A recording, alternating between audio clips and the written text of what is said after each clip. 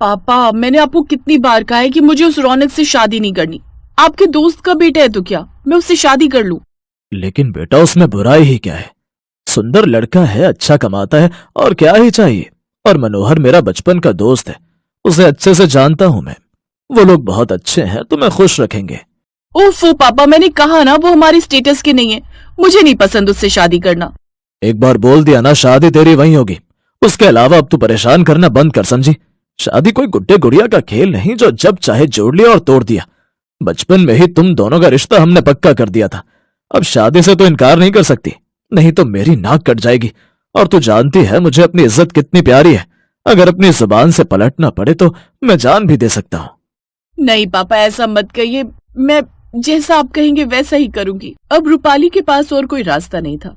अपने पिता की बात मानकर वो रौनक से शादी कर लेती है। शादी के बाद वो अपने ससुराल आती है तो वहाँ का हुलिया देखकर तो हैरानी रह जाती है। छोटा सा मिडिल क्लास घर, और उसमें भी एक बेड ही लगा हुआ। ये पापा ने किन फटीचरों से मेरी शादी कर दी। घर भी देखो कैसा है, पता नहीं सारी उम्र कैसे काटूंगी। फिर जैसे तैसे वो उस बिस्तर पर सो जाती है। अगली सुबह वो जीन्स टॉप पहनकर बाहर आती है, तभी उसकी सास प्रेमलता, हाय बहू, ये तूने कैसे मर्दों वाले कपड़े पहन लिए हैं, लोग क्या कहेंगे। हमारे यहाँ औरतें सिर्फ सूट सलवार ही पहनती हैं, ये सब नहीं। अब जा कोई साड़ी पहन कर आ।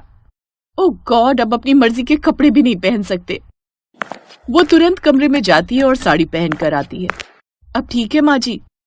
हाँ, अब लग रही है ना हमारी बहू। चल अब रसोई में जाकर कुछ अच्छा सा बना ला, आज तेरी पहली रसोई है ना। रूपाली रसोई में जाती है, जहाँ गैस जलाने की कोशिश करती है लेकिन गैस नहीं जलती। ओ नो, लगता है गैस खत्म हो गई। अब मैं खाना कैसे बनाऊं? माँ जी देखिए तो सिलेंडर खत्म हो गया है और यहाँ कोई इलेक्ट्रिकल चूल्हा भी नहीं है, फिर मैं खाना कैसे बनाऊं? हाँ हाँ जानती हूँ, यहाँ तो 1 महीने से गैस खत्म हो गई है। तब से मैं मिट्टी के चूल्हे पर ही खाना बनाती हूँ, इससे गैस की बचत होती है। तू भी उसी पर जाकर बना ले। लेकिन माँ जी, मुझे चूल्हा वूल्हा जलाना नहीं आता, मैंने कभी चूल्हा देखा ही नहीं। नहीं देखा तो अब देख, अब तुझे चूल्हे पर ही खाना बनाना है। चल आज तो मैं बता देती हूँ, लेकिन कल से तू खुद ही जलाएगी, समझी? रूपाली की सास उसे चूल्हा जलाना सिखाती है, जिस पर बैठकर अब बेचारी खाना बनाती है, जिससे उसे खांसी भी होने लगती है। हे भगवान, ये क्या हो गया? कितना धुआं हो जाता है इससे तो। कहाँ फंस गई मैं? जैसे तैसे वो उस चूल्हे पर खाना बनाती है, फिर सबको परोसती है। इसी तरह रूपाली घर के बाकी काम भी करने लगती है। उसकी सास धीरे धीरे सारे काम अपनी बहू पर डाल देती है और खुद हर काम से पल्ला झाड़ लेती है। ओफो, अब कपड़े तो मुझसे धुलते ही नहीं, ज्यादा देर बैठा नहीं जाता और ना ही झाड़ू पोछा लगता है। सोचा था बहू आएगी तो सुख से रहूंगी, लेकिन अभी भी कितने काम मुझे ही करने पड़ते हैं। माँ जी आप परेशान मत होइए, मैं ही ये काम भी कर दूंगी। अब रूपाली अकेले ही घर के सारे काम करने लगी और शाम तक काम करते करते उसकी हालत खराब हो जाती है। हे भगवान, इतना काम तो मैंने बचपन से लेकर आज तक नहीं किया जितना कुछ महीनों में इस घर में कर लिया। पहले वजन घटाने जिम जाती थी, लेकिन अब तो घर पर ही इतना काम करके वजन कम हो गया। सुबह से काम कर करके हालत खराब हो गई, अब जरा जाकर आराम कर लूं। रूपाली अपने कमरे में जाने ही लगती है कि तभी उसकी सास उसे टोकते हुए कहती है, कहाँ जा रही हो बहू, जा दिन का खाना बना ले। मैं थोड़ा थक गई हूँ माँ जी, अब मुझे थोड़ी देर आराम करना है। हा आई बड़ी, अरे गिनकर लोग ही कितने हैं इस घर में? 3-4। उनका काम करके भी तू थक गई। अरे काम तो हमारे जमाने में होते थे, 15-15 सदस्य होते थे परिवार में, लेकिन तुम आजकल की लड़कियां इतनी छुई मुई हो कि क्या ही करें। चल जा, अब जो बोला है वो कर जाके। अपनी सास का गुस्सा देख बेचारी रूपाली काम करने चली जाती है। अब वो रूपाली से सारा दिन बस काम ही काम कराती रहती। सुबह से शाम तक घर के काम करके तो अब रूपाली की तबीयत खराब रहने लगी। ऐसे ही कुछ दिन बीत गए। फिर एक रोज, माँ जी मुझे अपने घर जाना है कुछ दिन रहने। अच्छा, तू चली गई तो यहाँ काम कौन करेगा? देख नहीं रही मेरी तबीयत आजकल ठीक नहीं रहती। कोई जरूरत नहीं है शादी के बाद मायके से इतना लाड रखने की, कहीं नहीं जाना, समझी? बस बहुत हुआ, अब मैं यहाँ नहीं रहूंगी, जा रही हूँ मैं अपने घर। रूपाली अपने घर चली जाती है और अपने माता पिता को अपनी सास के बारे में बताती है। माँ मुझे नहीं जाना उस घर में, मेरी सास सुबह से शाम तक नौकरानी की तरह मुझसे सारे काम करवाती है और जैसे ही आराम करने जाऊं तो फिर कोई काम बता देती है। तो क्या हुआ बेटी, अब तू उनकी इकलौती बहू है तो तेरा फर्ज है उनकी सेवा करना। माँ, सुबह से शाम तक कौन इतना काम करता है? वो सारा दिन मुझसे घर के काम करवाती है। कुछ ही महीनों में मेरा वजन कितना गिर गया है। बेटी, वो तेरा ससुराल है और ससुराल में तो काम करना ही पड़ता है। वैसे भी तेरा ससुराल गांव में है तो वहां के रीति रिवाज, रहन सहन सब अलग होता है। मुझे कुछ नहीं पता पापा, अब मैं अपने ससुराल नहीं जाऊंगी। आप रौनक से बोलिए कि अब वो शहर में आकर रहे, और अगर ससुराल जाऊंगी तो ससुराल में सास नहीं चाहिए। रायचंद ये खबर रौनक तक पहुंचाता है। रौनक उसे लेने शहर आता है। रूपाली, क्या बचपन है, भला ऐसे कोई आता है क्या? चलो अब सामान बांधो और घर चलो। मैं एक ही शर्त पर आपके साथ जाऊंगी, मुझे ससुराल में सास यानी कि आपकी माँ नहीं चाहिए। ये कैसी बातें कर रही हो तुम? माँ कहाँ जाएंगी? अगर आपको मेरे साथ रहना है तो आपको अपनी माँ को छोड़ना होगा। तुम्हारा दिमाग खराब है, मैं उन्हें नहीं छोड़ सकता। तो जाइए और अपने माँ बाप के साथ ही रहिए, लेकिन मैं ऐसे घर में नहीं रह सकती। रौनक गुस्से में चला जाता है। अब रूपाली अपने मायके में ही रहने लगती है। कुछ समय बाद उसका भाई विदेश से लौटता है, जो अपने साथ किंजल नाम की लड़की को ब्याह कर ले आया था। किंजल अमीर खानदान से थी। वो घर का कोई काम नहीं करती और रोज सुबह 11 बजे सोकर उठती, जिस कारण घर का काम रूपाली की माँ और रूपाली को ही करना पड़ता। लेकिन एक रोज रूपाली काफी गुस्सा हो जाती है। भाभी, कोई टाइम है उठने का? सुबह की 11 बज रहे हैं। आज माँ की तबीयत ठीक नहीं थी, फिर भी वो बेचारी जल्दी उठकर घर का काम करती है। अच्छे घर की बहुएं ऐसी नहीं होती आपकी तरह, जो ससुराल में 11 बजे सोकर उठे, बल्कि सुबह जल्दी उठकर घर के सारे काम करती हैं। हा, आई बड़ी मुझे बातें सुनाने वाली। तुम्हें क्या अधिकार है मुझे ये सब बोलने का? और मुझे क्या बोल रही हो?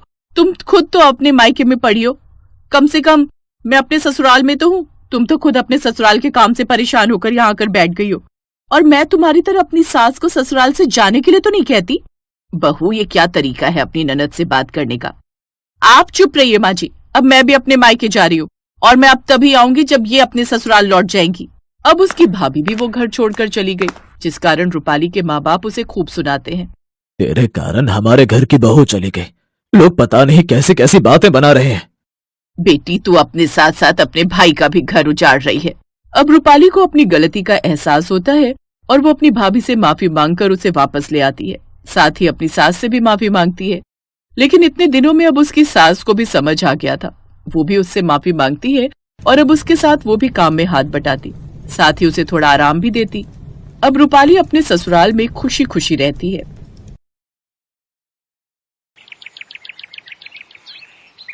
अरे ताई जी, आप यहाँ हो? मैं कब से आपको ढूंढ रही हूँ। अब ये मेरे दुपट्टे की तुरपाई कर दीजिए ना। क्यों, तेरी माँ कहाँ है? माँ को तो पिछले हफ्ते से बोल रही हूँ ताई जी, हर बार कोई ना कोई बहाना बना देती है। अब आप ही कर दो ना। अरे नहीं नहीं, मुझे भी तो जाकर तैयार होना है। चल, मैं सितारा को बोलती हूँ। वैसे है कहाँ वो? माँ शायद अपने कमरे में हो। इसके बाद कावेरी अनुराधा के साथ सीधा उसकी माँ सितारा के कमरे में पहुंची। अरे माँ तो सो गई। हाँ, वो भी घोड़े बेचकर। बताओ कौन कहेगा कि आज इसके बेटे की शादी है। एक मैं हूँ जो मेहमान होकर शादी के कामों में लगी हूँ, और एक ये है, इसे तो कोई चिंता ही नहीं है। माँ, ओ माँ, उठ जाओ, देखो ताई जी आई हैं। अरे जीजी, आ जाओ आ जाओ, आओ बैठो ना। और यहाँ बैठकर क्या करूं? गप्पे मारूं तेरे साथ, या फिर खर्राटे लूं तेरी तरह? सच में सितारा, क्या से क्या हो गया, लेकिन तू नहीं बदली।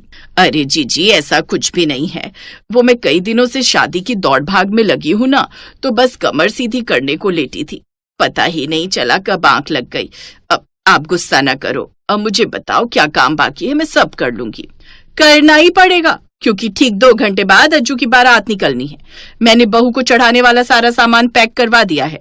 अब तुम रसोई में जाकर मेहमानों का खाना पीना देख लो, फिर जल्दी से तैयार हो जाओ। अगर देर हुई तो जीवन भैया बहुत गुस्सा करेंगे। ये कहकर सितारा की जेठानी कावेरी वहां से चली गई। माँ, अब सोने का टाइम नहीं है, भूल गई? ताई जी ने क्या कहा अभी? अरे कहने दे उन्हें, वो तो हर काम को बढ़ा चढ़ा कर बताती हैं। तू जाकर रसोई में देख तो सब कुछ, मैं आती हूँ अभी 10 मिनट में। और मेरा दुपट्टा? ओहो, क्या हुआ तेरे दुपट्टे को? ठीक तो है। माँ, इसमें तुरपाई नहीं है। अरे कोई नहीं देखता इतने ध्यान से, जा ऐसे ही पहन लेना। माँ, अब तो सुधर जाओ, कल तुम्हारी बहू आ जाएगी इस घर में, उसके सामने भी ऐसे ही करोगी क्या? जरा ताई जी को देखो, बेचारी कल ही दिल्ली से आई है, लेकिन आते ही कामों में लग गई। और तुम चुप कर, मैं तेरी माँ हूँ तो तू मुझे मत सिखा। सितारा हमेशा से ऐसी ही थी, 1 नंबर की कामचोर और सुस्त। उसके 2 बच्चे थे, बड़ा बेटा अजय और छोटी बेटी अनुराधा। फिर कुछ देर बाद, और कितना टाइम लगेगा भाई? भाभी ये सितारा कहाँ है? माँ वो तो कुछ देर पहले पार्लर गई थी तैयार होने के लिए, अभी तक नहीं आई क्या? ओफो भाभी, अब आप ही सारी रस्में कर दो। सितारा के इंतजार में तो बारात निकल ही नहीं पाएगी। आज मैं हूँ तो कर ही दूंगी सब, लेकिन इसके बाद क्या होगा भैया, ये सोचा है कभी? आप सितारा से कुछ कहते क्यों नहीं? कहा उसे जाए जिस पर कोई फर्क पड़े, पर आप चिंता ना करो, बस आज और संभाल लो, कल से सब हमारी बहू के हवाले। लाखों में एक है हमारी रितु, पूरा गांव देखता रह गया उसे अज्जू की सगाई में। इतनी सुंदर है कि बस क्या कहूँ। परिवार भी बड़ा बढ़िया है, अपने गांव के मुखिया हैं हमारे समधी जी। बस यही देखकर ही रिश्ता कर दिया, या फिर बहू के गुण भी जांचे हैं? कहीं ऐसा ना हो कि जैसी सास वैसी ही बहू भी निकल जाए। अरे ना ना भाभी, आप देखना, रितु के आते ही ये घर स्वर्ग बन जाएगा, स्वर्ग। आने वाली नई बहू रितु से सबको बड़ी उम्मीदें थीं, क्योंकि सितारा से अब किसी को कोई उम्मीद नहीं थी। सितारा के पति जीवन की अपने कपड़े की बड़ी दुकान थी और पूरे गांव में अकेला उनका ही 2 मंजिला और काफी बड़ा मकान था। जहाँ भी काम की बारी आती तो सितारा का कुछ अता पता नहीं रहता। और फिर शादी के कुछ दिन बाद, रितु आ गई तुम? मैं कब से तुम्हें आवाज दे रही थी। हाँ मम्मी जी, वो मैं बाथरूम में थी ना, इसीलिए सुनाई नहीं दिया होगा। अब आ गई हो, फिर पोछा लगाकर जल्दी से सबके लिए नाश्ता बना दो, ठीक है? अब मम्मी जी, झाड़ू पोछे के लिए किसी को लगाया नहीं आपने? नहीं, उसकी क्या जरूरत है, मैं एक दिन छोड़कर लगा दिया करती थी, लेकिन तुम तो जवान हो, तुम रोज ही करना। अब मम्मी जी वो क्या है कि मैंने घर में झाड़ू पोछा कभी किया नहीं, हमारे यहाँ तो हमेशा से नौकरानी लगी थी, तो ये सब मुझसे तो नहीं होगा। पर ये तुम्हारा मायका नहीं है, और ससुराल में तो हर किसी को सारे काम करने पड़ते हैं। अगर ऐसा है तो फिर ये आपका भी तो ससुराल है, मेरे आने से सब कुछ बदल कैसे सकता है? हाय मोरी मैया, क्या यही सब सिखाकर भेजा है तुम्हारी माँ ने कि सास के सामने ऐसे जुबान लड़ाना चाहकर? ओफो मम्मी जी, आप तो तिल का ताड़ बना रही हैं। आप क्यों इतनी टेंशन ले रही हो? मैं आज ही इनको बोलकर सारा इंतजाम करवा दूंगी। सारा इंतजाम मतलब? अरे वही झाड़ू पोछे और तीनों टाइम का खाना बनाने के लिए नौकरानी रख लेंगे, और क्या। आहा, घर का सारा काम नौकरानी करेगी तो तुम क्या करोगी? नहीं नहीं, हमारे घर में ना पहले कभी नौकरानी लगी और ना अब लगेगी, इतने फालतू पैसे नहीं है हमारे पास। सितारा और उसकी बहू रितु में बहस चली रही थी कि तभी सितारा की जेठानी कावेरी ने उनका बीच बचाव करते हुए कहा, ओहो, ये क्या कर रही हो तुम दोनों? वो देखो, सारे पड़ोसी मेन गेट के बाहर आ गए तुम्हारी महाभारत सुनने को। चलो तुम दोनों अपने अपने कमरे में जाओ, और ये काम मैं किए देती हूँ। ये तो बड़ी गड़बड़ हो गई भाभी, अब क्या करें? वही जो हर घर में होता आया है, सास बहू का झगड़ा फसाद बने उससे पहले ही बेटे बहू को अलग कर दो। है? पर भाभी, अज्जू की शादी को अभी दिन ही कितने हुए हैं? तो अब क्या उस दिन का इंतजार करोगे भैया, जब ये सास बहू एक दूसरे का गला दबाने को उतारू हो जाएंगी? जीवन को उसकी भाभी की बात ठीक लगी। फिर एक दिन, सुनो जी, हम भी काम वाली लगाई लें क्या? क्या बोल रही हो सितारा? जब काम वाली लगानी ही थी तो फिर बहू से झगड़ा क्यों किया? मुझे लगा था कि मैं मना करूंगी तो वो मान जाएगी, लेकिन अब जो वो अपनी मर्जी कर रही है तो फिर मैं पीछे क्यों रहूं। सोचा था बहू के आने से मुझे आराम मिलेगा, लेकिन मेरी तो किस्मत ही खराब है। लेकिन फिर एक दिन गांव में लगातार कई दिनों तक मूसलाधार बारिश हुई, जिससे पूरे गांव में बाढ़ के हालात बन गए। ज्यादातर लोगों के मकान ढह गए, लेकिन जीवन का मकान काफी मजबूत और ऊंचाई पर होने की वजह से टिका रहा। ऐसे में जीवन के कहने पर गांव के कई परिवार उसके मकान में ठहरने के लिए आ गए। और फिर, अब रुको काकी, ऊपर मत जाओ, ऊपर बहू बेटा रहते हैं तो आप सब यहीं नीचे बने रहो। हैं? अज्जू और दुल्हन अलग भी हो गए? बताओ क्या जमाना आ गया है। इसमें गलत क्या है अम्मा? सितारा भाभी भी तो अपने सास ससुर से शादी के 2 महीने बाद ही अलग हो गई थी, तो ठीक तो है, जैसी सास वैसी बहू। उस औरत की बात सुनकर सितारा को पहली बार खुद पर शर्मिंदगी महसूस हुई। वो बिना कुछ कहे वहाँ से चली गई और काफी देर तक अपने कमरे में बंद रही। फिर कुछ सोचकर वो वापस घर के आंगन में आई और उन्हीं बूढ़ी काकी से बोली, काकी आप सबको भूख लगी होगी ना, सबके लिए खिचड़ी बना दूं? ना ना बिटिया, तेरी बहू अपनी रसोई में बना रही है हम सबके लिए खाना। अभी अज्जू और बहू आए थे नीचे, हम सबको खाने के लिए ऊपर आने को बोलकर गए हैं। सितारा को ये सुनकर बड़ा ताज्जुब हुआ। सितारा भी रसोई के अंदर गई और, अरे मम्मी जी आप रहने दीजिए, मैं कर लूंगी सब। क्यों? सारा पुण्य क्या अकेले ही कमाओगी? और वैसे भी इस बारिश की वजह से ना तुम्हारी नौकरानी आएगी और ना मेरी, तो भलाई इसी में है कि मिलजुल कर सारे काम निपटा लें। सितारा की बात सुनकर रितु मुस्कुरा दी। वो दोनों एक दूसरे को गले लगा लेते हैं।